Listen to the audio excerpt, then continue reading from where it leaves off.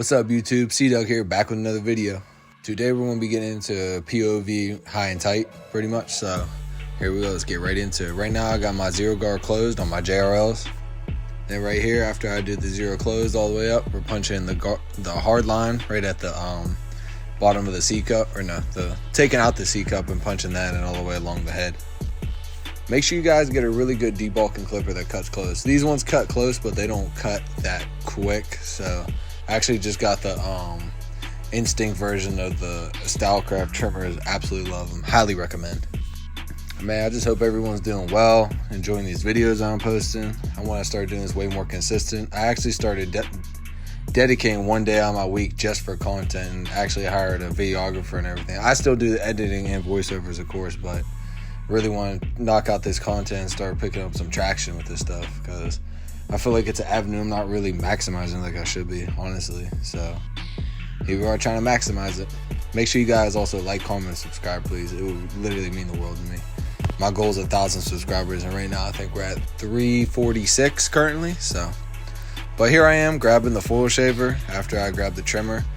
The high and tight is an interesting haircut. It didn't take me a while to master. It's pretty simple, but to get a really short compact blend in a haircut like this, it just comes out so nice and satisfying. It's a clean cut. Only some can pull this cut off though. Not everyone. Like me, hell no. I got these locks and I'm keeping them.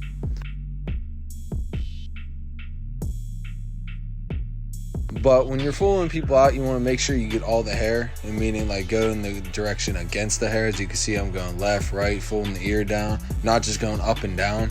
And then also you want to feel on the head too to make sure you got all the stubble off, because if someone's rubbing the back of their head and they feel stubble and no stubble, it's going to be, they're just not going to like it, and you just won't be a good barber.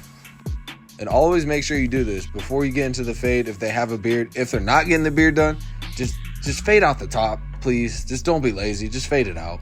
It takes 2 seconds. Just do it. It'll look way better when you post it and everything. But here we are attacking the blend with the half open, no guard, and then I'm stepping it down. In the last tutorial I had, I did the whole fade going up, pretty much on a high and tight style, not connected into the top. But right now I'm just knocking out the guideline. For some reason, these Babblers clippers, whenever they came out, they have like a huge opening, I don't know, whatever you want to call it. Like, it opens up really wide. So if I do a one close and then blade open, you really don't need the half guard. Sometimes you do, depending on the texture of the hair, but right now I'm just trying to take out that bottom line. So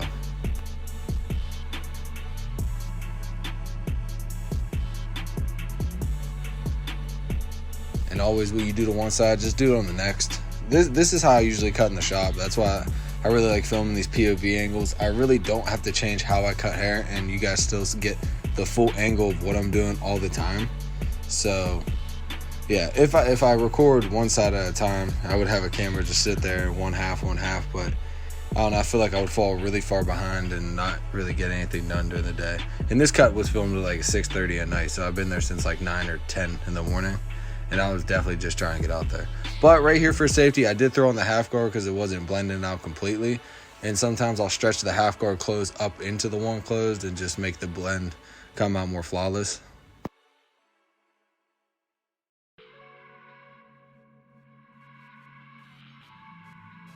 Always make sure you do the half and half guard on there. Just really detail, because this is where the fade really matters, from skin to the blade open. And then as you gradually go up it, not like it matters less, but you don't have to go do as much detail, and the clipper does most of the work.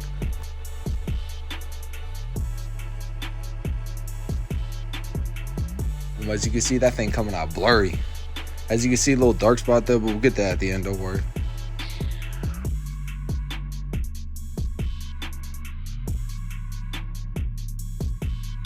Right here, these are my Instincts, and I put a master blade on them. By far, hands down, the best clipper I ever used in my entire career, and never getting off my station. It's #1 forever and always.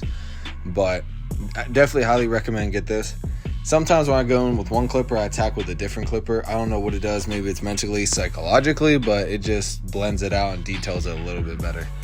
As you can see, there's no lines in the bottom of this fade. We're knocking it out pretty well. The master blade low-key acts like a half guard or like a 0.5 guard, but just without the guard, and you could kind of play around with the levers and get in between spots that the plastic guard really won't get to. I just kind of feel like the plastic guard doesn't really catch the hair like it should sometimes, so you really need the metal. And I really love the Andis double magnet guards. They seem to feed the hair very well. I'm actually super excited to go get the new Tomb 45 Babbless clippers. So try those out. They kind of look like what I'm using now, but hopefully they're way better. I'll definitely drop a clipper review on them and try them out.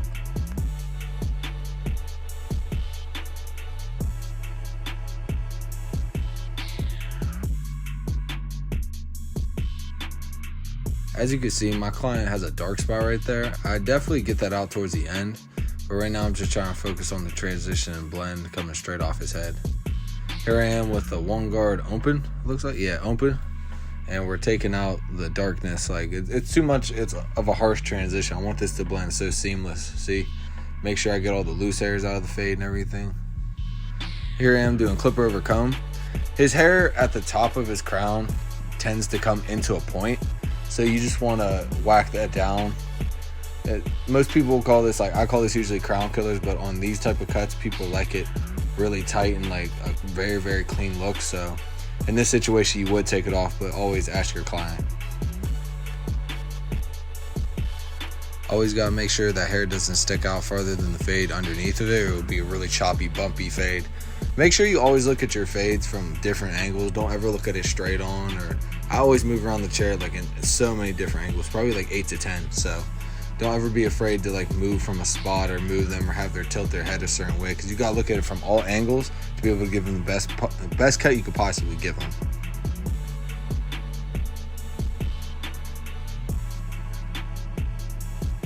Let me know in the comments what type of videos people like to see. These ones seem to do pretty well, so I'm going to try and post more of these so people can see it more. But I kind of like the vlogs. They don't get a lot of views though. And I kind of want to get into more education business side of barbering to just break down the numbers and have people understand like what's really possible when you reverse engineer and gamify everything you do.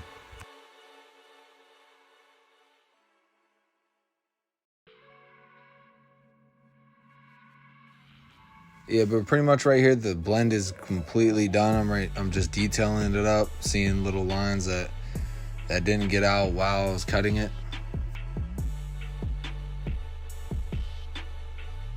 You can see right there, if you rewind it, from the back angle, I saw a lump in the hair still, so I wanted to make sure I got it. And see, I'm moving them, looking at all angles, making sure this hair blends up seamlessly into the top. It's so blurry, I can't even see, really.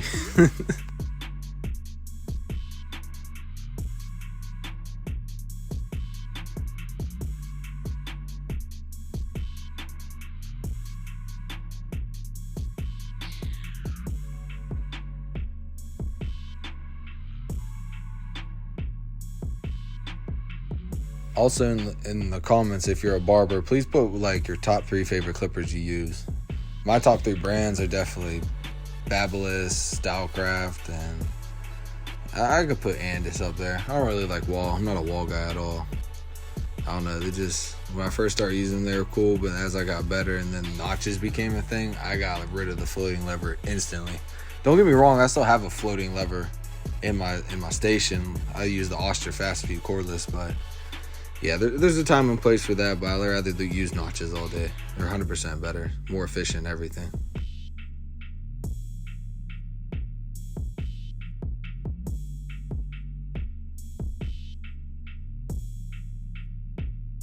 And right here, we're going to be getting into the lineup. Usually I have like a lineup clipper and a debulker, but this one, the blade, I really like for debulking and lining up. It doesn't seem to get too dull, but as you can see right here, I'm utilizing the trimmer. So when I went to go line up the top, I also lined up the back of the beard and the curve in the beard. I got 3 things done at once. I didn't put the trimmer down or waste time or jump from thing to thing. And as you can see what we did on that one side, I'm doing the exact same things on this side. Right here is just what you call moving efficient. You want to move efficient so you're able to get the bulk of the work done in the haircut and have all the time in the world to detail. when you give yourself more time to detail, that's how you get the most insane, like Instagram worthy fades, YouTube, like anything. It just comes out so crazy. And then to finish off, to make everything look better, you have to use the razor. The razor is key. I used to be so against the razor. It was like when I was cutting my house, I never used the razor because I was like, oh, these trimmers get it close enough, right? Nah, the razor is a whole game changer. If you get your razor game right, don't cut no one, you'll get people coming back for days, because a lot of barbers don't even use razors on people. Now, not every cut needs a razor, but for the people who ask for it, it's the best feeling in the world, promise you. Get really good at the razor and your retention rate will go up like crazy.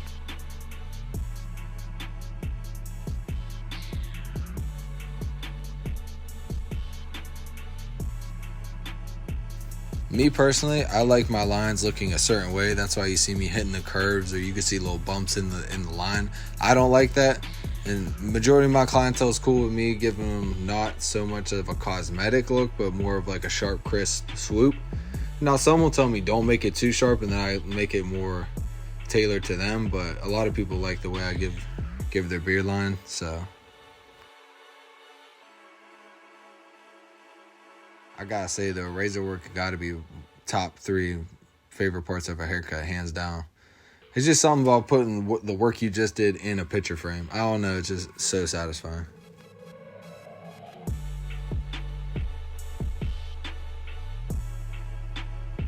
As you can see here, the cut's about to wrap up. Finish the final detail work. Make sure that razor line look good. Putting that razor down. Here we go. I did in person, that dark spot was not that dark, but it ended up looking really good. But here's the final product. If you guys ended up liking this video, please like, comment, subscribe. It will mean the absolute world to me. And I appreciate everyone watching. Thank you.